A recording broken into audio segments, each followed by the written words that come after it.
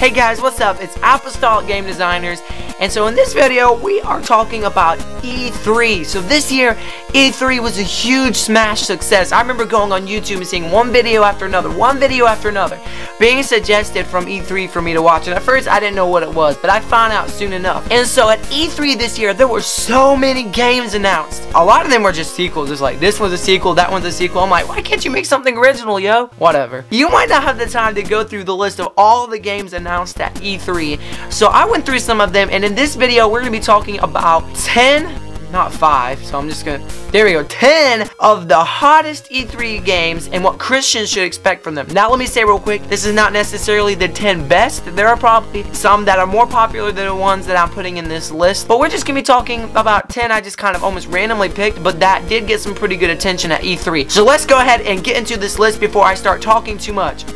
Ow. Number 10, Unravel 2. So guys, the sequel for Unravel has finally come. This game was actually released in the middle of E3. So I remember when this game first came out, like a year or two ago, the graphics were absolutely amazing.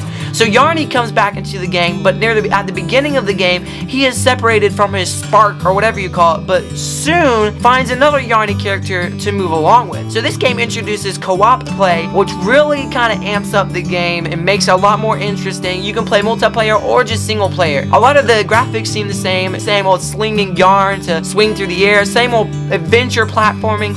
This game just looks really gorgeous. Now from a Christian standpoint, this game is rated E. Probably just about the only game at E3 rated E. Is very mild. Honestly, from what I've heard about it, without knowing much about it, I don't have anything against it, unless possibly if it has like magic or anything like that, which I'm not aware of anything like that. So this looks like a pretty good game.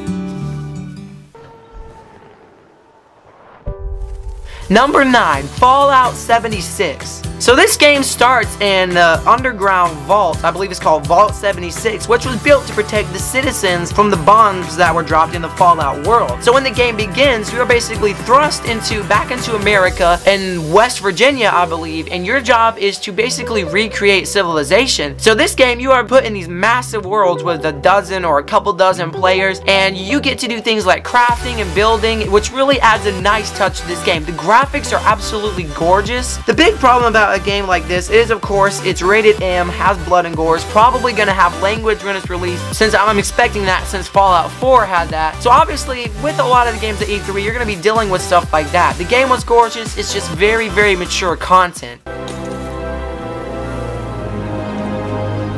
Number 8, Halo 6 Infinite. So guys, the next game in the Halo series is here. A lot of people are hoping that this game is going to heal the hurt that was caused by Halo 5. So the big thing about this game, which a lot of people are expecting because so many people were requesting it, is that this game is probably going to center largely around Master Chief. We don't really know a lot about the storyline. He could be fighting against this, could be fighting against that. The trailer didn't really give a lot of details. It showed a lot of nature and wildlife inside of the Halo universe, and so we obviously don't know a lot about it. One cool thing is that this game is probably going to run at 4K and 60 frames per second. So other than that, we don't know a lot about it. It's almost for sure going to be rated M. It's going to have blood and gore violence, and very possibly could have language in it. So that's going to make this kind of a mature game that some Christians might want to have second thoughts about, depending on whether it has language or not, and then of course considering the violence. Number 7, The Elder Scrolls 6. So this game is one that people are hyping big about that was announced at E3. Unfortunately, all they had is a teaser, and this game, since it's going to be released after Starfield, which is supposed to be released in 2019, means that The Elder Scrolls 6, we probably won't be seeing that for a couple or at least several years. The teaser didn't really show a lot. It was just a sky view shooting down from above. Obviously, it might be kind of similar to Skyrim in the style, the RPG style. It almost for sure is going to be rated M, probably going to have blood and gore, probably going to have sexual themes considering the ratings of all the other Elder Scroll games, and possibly language. So it kind of all depends on what kind of content they put in the game once it's released. It's still going to be a while, but it's hard to say at this point whether this is one that Christians should play or not. It's cold! Guess he's too used to the beach. Number 6, Kingdom Hearts 3 Frozen. So guys, it has been around 12 years since Kingdom Hearts 2 was released. People have been waiting so long for this game, and they are hyped that it was finally announced. So this game brings on a whole new set of Disney characters, especially a lot of Pixar characters, believe it or not. We've got characters from Tangled, Monsters Incorporated, Toy Story, Frozen, Wreck-It Ralph, among others, introducing new worlds. It's just the graphics look absolutely gorgeous inside of this game. One of the main things that I'm concerned about is that it's going to have magic like the other Kingdom Hearts games. You can expect that in fantasy games, so I don't expect that I'll be playing it. Now, it's probably not going to be rated any higher than everybody 10 and up, mainly just for violence, maybe for other things, but mainly it's just going to be for the violence. It's very mild compared to the other ones. Looks action-packed. I'm just mainly thinking about the magic when I think of the Kingdom Hearts series. Love the optimism, but in my experience, when it looks bad, it's usually worse.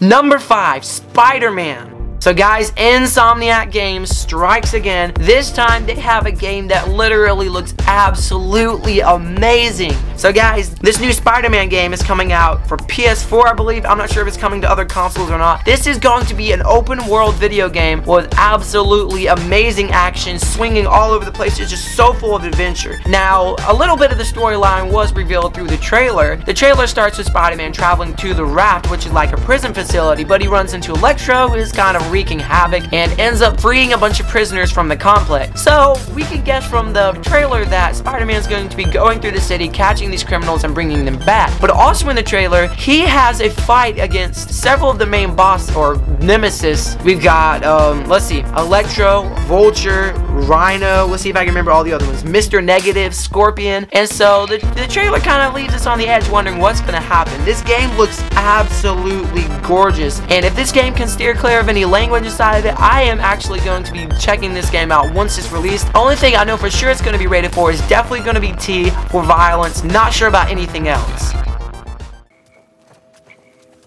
Number 4, The Last of Us Part 2.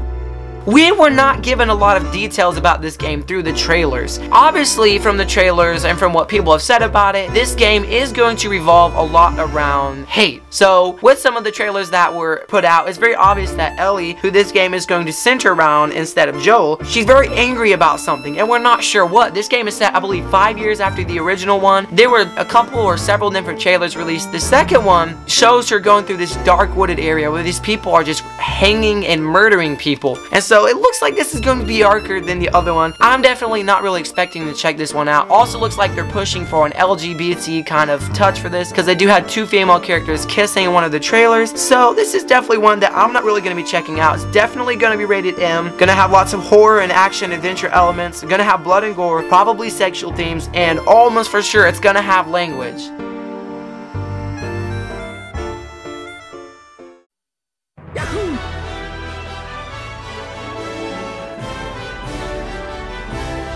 Number 3, Super Smash Bros. Ultimate.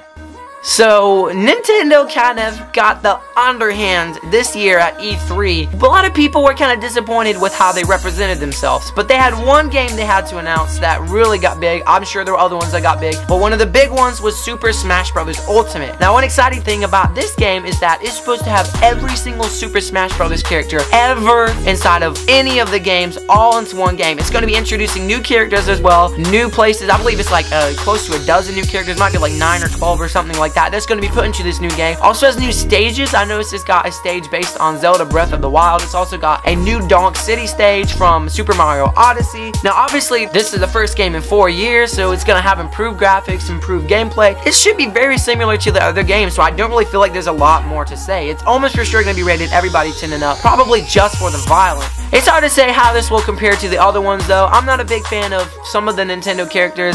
I don't know that I'll be checking it out for multiple reasons, including that not really my style. Number 2, Forza Horizon 4. So guys, this game looks absolutely gorgeous. This game centers around Britain. This game is made 2 years after Horizon 3. This is supposed to be an open world game, and looks like it's going to be at around 4K at 60 frames per second. The graphics just kind of blew me away. It looks so realistic. The game has realistic weather that was made to an extent that's more advanced or more extensive than in any of the other games, and lets you race through all seasons of the year. One really cool thing about this game is it's also going to let you, to some extent, simulate real life by letting you get your own house, possibly jobs or other things like that. So this game is definitely going to be very exciting, very cool. So now some things I'm thinking about when I check this out. Obviously, based on some of the other ones, it is going to be rated everybody 10 and up for mild lyrics because they will play songs in the game. Some of them are going to have some pretty trivial, or not trivial, but controversial lyrics, and then it might have language in it. It definitely is probably going to have mild violence because you're going to be running in a car and stuff like that. Now, obviously, this game has free will, so it will let you drive around and break traffic laws if you want to. Those are definitely some things I was thinking about when I checked out the rating of the previous games and the trailer for this one. You carry the blade of Leonidas.